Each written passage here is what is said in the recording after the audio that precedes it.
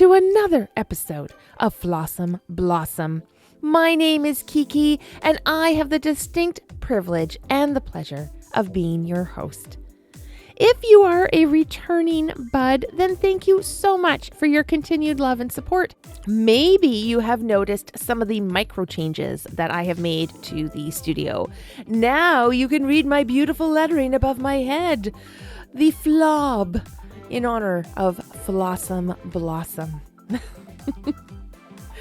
I've made a couple of other changes. If you spot the other two micro changes, let me know in the comments below. If you don't know the changes, if you can't spot them, if you can't see them, don't worry about it. That's all right. This isn't a competition. There's no pop quiz today. All right. I did mention that Fl'AwesomeBlossom is going to be an ever-evolving, ever-changing podcast, and that is definitely happening. We have made some changes. A lot of the changes at Fl'AwesomeBlossom have actually happened behind the scenes, and that is why we have been away from the studio for the last couple of weeks. You know, I had this amazing conversation with a beautiful soul in my monkey sphere. I just absolutely adore this woman, and she's a little bit younger than I am, and she's an old soul, new soul, right? She's a young lady, but she's definitely an old soul. And we were having this conversation about the podcast, and she asked me, hey, Kiki, what would you say your speciality is? Like, what's your lane in podcast land? What's your niche? And I thought about it. I mulled it over for a moment before I answered. I was really trying to think about it. And I said, I was thinking about all the things, that we've talked about so far, the Shakespeare shakedown, and a little bit about the human body, diving in a tiny, tiny bit to some perimenopause symptoms that are probably surprising a lot of women. I thought about that, and I thought about episodes that I want to do.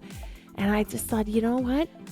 If I were really to think about it, if I were really to come up with what is my niche, well, it's pretty much everything.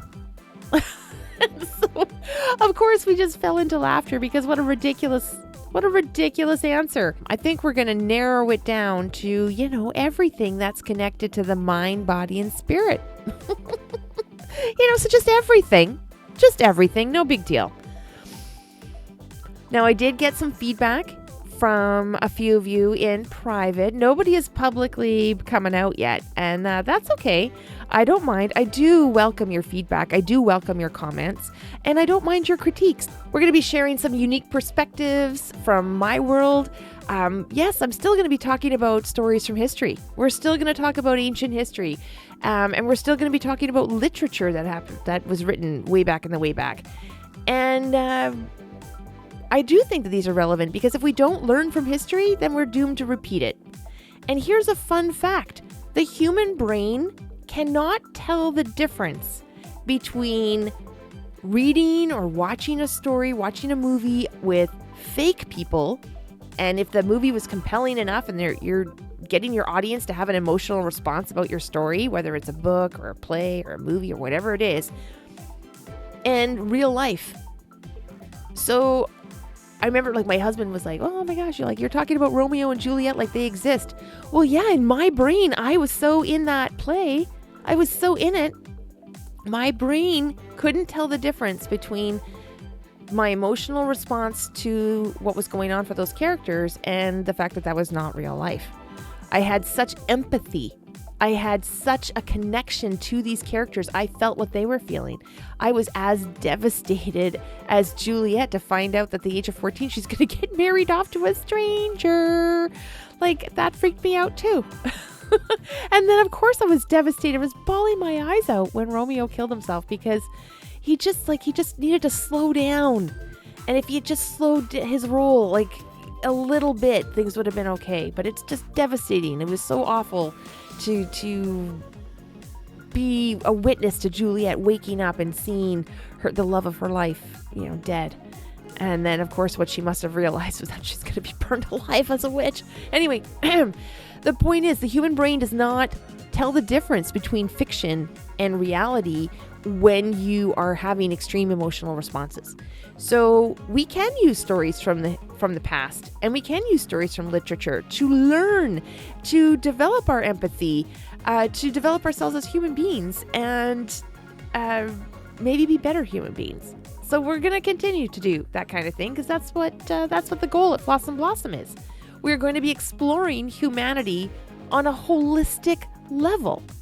We are going to be talking about our minds. We're going to be talking about the body. And yes, we are in fact going to be talking about our soul or our spirituality. When we're talking about the soul, what am I talking about? I'm talking about your magic essence, your particular vibe. Did you know that at that moment where the sperm cell meets the egg for real, not the outer casing of the egg, no, not the outer casing. It has to get through the outer casing. And then once it gets in and it actually merges with the egg itself, there is a moment, scientists have captured this, there is a moment, a flash. There's a flash of light that happens. So you are a unique spark. That is when life happens. That is when those two cells meet and things start to happen. The cells divide, they're sharing of DNA, and boom, you are creating a human at that moment. I just wanted to let you know there's a flash of light, and that spark, that little spark of light, I love to think of it as you, as your unique spark. And there is a spark. You can look at someone in their eyeballs and you know if they are alive or if they're just dead inside by the sparkle or not that appears in their eyes. So on that note, les luminettes, my sunglasses, they're probably gonna go, because aren't our eyes the windows to the soul? And as human beings, we use language to communicate, but that's not all we use. We're not just using our words. It's not just the sounds that are coming out of our oral cavity or our oral chamber. It is our body language, but most especially our facial expression and how we can emote from our eyes. And those of you who might have watched Top Model, you might remember that smizing is when you are smiling, but only with your eyes, not with your mouth, not with your cheeks, but there's a spark in your eye. I think you should see that. I think you need to see my sparkly eyes.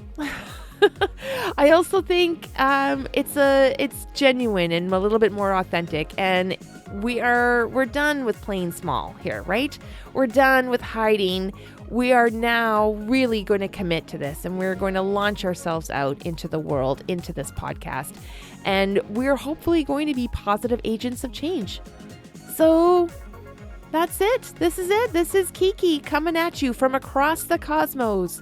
And I am going to be truly, madly, deeply, my absolute and completely awesome and flossom self.